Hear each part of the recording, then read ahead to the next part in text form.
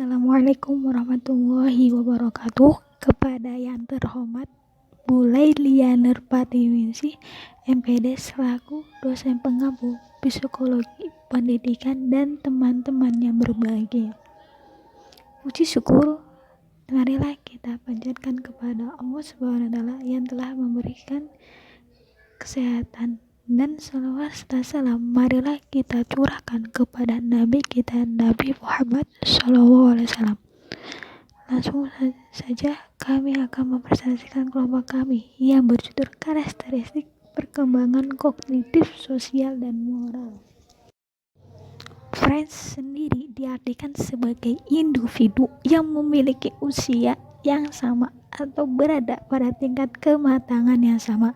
Nah, tingkat kematangan yang sama dibagi menjadi 4, yaitu 1. Tekanan teman sebaya atau peer pressure atau tekanan dari teman sebaya terjadi ketika seseorang atau sekelompok individu mempengaruhi orang lain untuk mengikuti kemauan mereka, biasanya dengan memaksa. Tujuannya adalah untuk mengubah sikap, nilai-nilai moral, atau perilaku seseorang. Biasanya kerap berkaitan dengan agama, obat-obatan, minum keras, dan seks.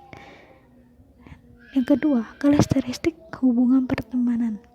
Hubungan interaksi antara teman dari kelompok menjadi 3, yakni persahabatan, geng, dan crowd.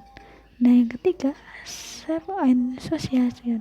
Di lingkungan sekolah, inilah anak mulai dikenalkan dan dibimbing untuk menjalankan norma dan nilai yang berlaku di dalam masyarakat. Yang keempat, fasilitas dan sosialisasi. Fasilitas maksudnya adalah anak-anak yang dapat menjalin interaksi sosial dengan mudah, memahami situasi sosial, memiliki keterampilan yang tinggi dalam hubungan antar pribadi, dan cenderung bertingkat dengan cara-cara yang kooperatif, profesional, serta selaras dengan norma-norma kelompok. Isolasi siswa atau menarik diri adalah sikap di mana individu menghindari diri dari interaksi orang lain. Individu merasa kehilangan hubungan akrab dan tidak memiliki kesempatan untuk membagi perasaan, pikiran, prestasi, atau kegagalan. Perkembangan kognitif atau kemampuan berpikir remaja dapat digambarkan sebagai berikut. Yang pertama, secara intelektual, remaja mulai dapat berpikir logis tentang gagasan abstrak. Yang kedua, berfungsinya kegiatan kognitif tingkat tinggi, yaitu membuat rencana, strategi, membuat keputusan-keputusan, serta memecahkan masalah.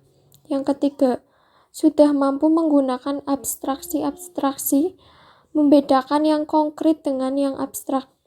Yang keempat, munculnya kemampuan nalar secara ilmiah, belajar menguji hipotesis. Yang kelima, memikirkan masa depan, perencanaan, dan mengeksplorasi alternatif untuk mencapainya psikologi remaja. Yang keenam, mulai menyadari proses berpikir efisien dan belajar berintrospeksi. Yang ketujuh, wawasan berpikirnya semakin meluas, bisa meliputi agama, keadilan, moralitas, dan identitas. Karakter kognitif intelektual adalah orang yang menggunakan kecerdasannya untuk bekerja, belajar, membayangkan, menggagas, atau menyoal dan menjawab persoalan tentang berbagai gagasan. Nah, selanjutnya ada perkembangan moral dan prososial.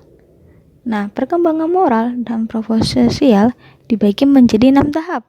Tahap yang pertama yaitu punishment and obedience orientation.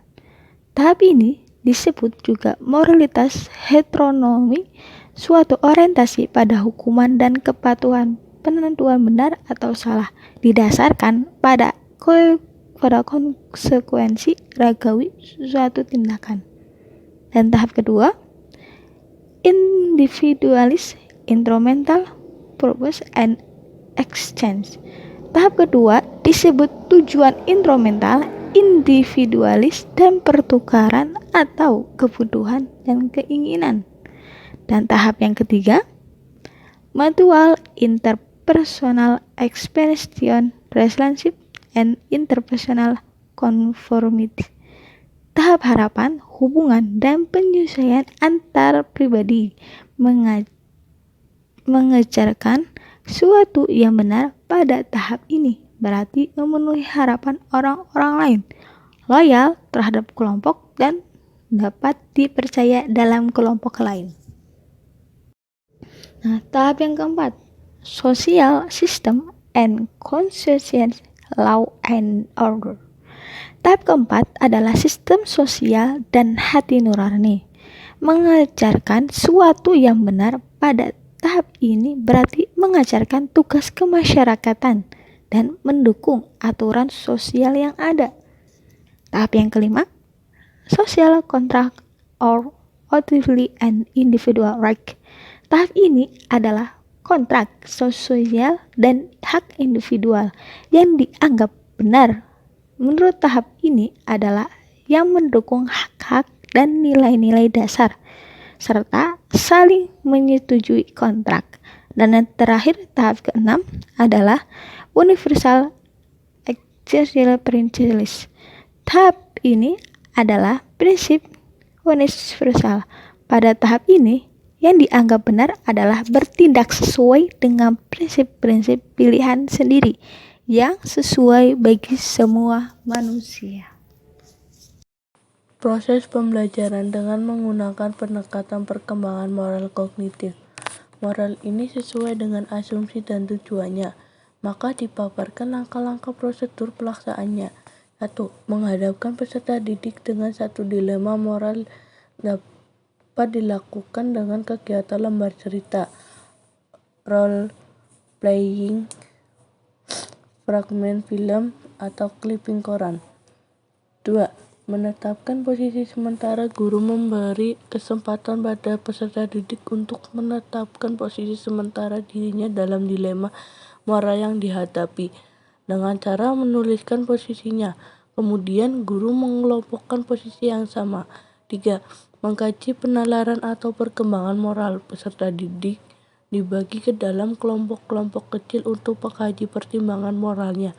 Moral reasoning dalam kelompoknya. 4. Memikirkan secara mendalam setiap posisi individual. Reflect on the position. Guru membantu peserta didik sekali lagi untuk merenungi posisinya dalam dilema moral tersebut. 5. Dilema moral harus disesuaikan dengan perkembangan peserta didik. Misalnya, A. Tingkat SD, dilema tentang kerjasama, sikap adil, memahami orang lain, kerukunan dalam keragaman. B. Tingkat SMP, dilema persahabatan, hubungan dengan kekeluargaan, tekanan teman sebaya, kesetiaan dan kepercayaan. C. Tingkat SMA, dilema masalah keadilan, penerapan hukum, aturan dan lain-lain. Kesimpulan, pendekatan moral kognitif ini menjadikan peserta didik lebih memahami persoalan yang terjadi dari aspek-aspek yang paling sederhana hingga kompleks, sehingga dalam mencari solusi persoalan yang ada pun juga bisa terdapat sesuai dengan situasi dan kondisi. Pendekatan moral kognitif juga bisa menjadikan pola pikir peserta didik lebih tersistematis dalam menghadapi persoalan-persoalan dalam hidupnya.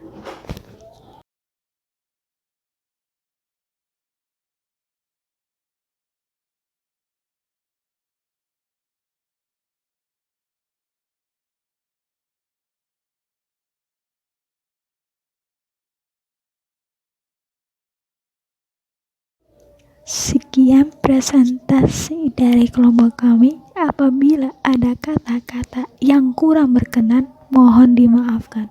Wassalamualaikum warahmatullahi wabarakatuh.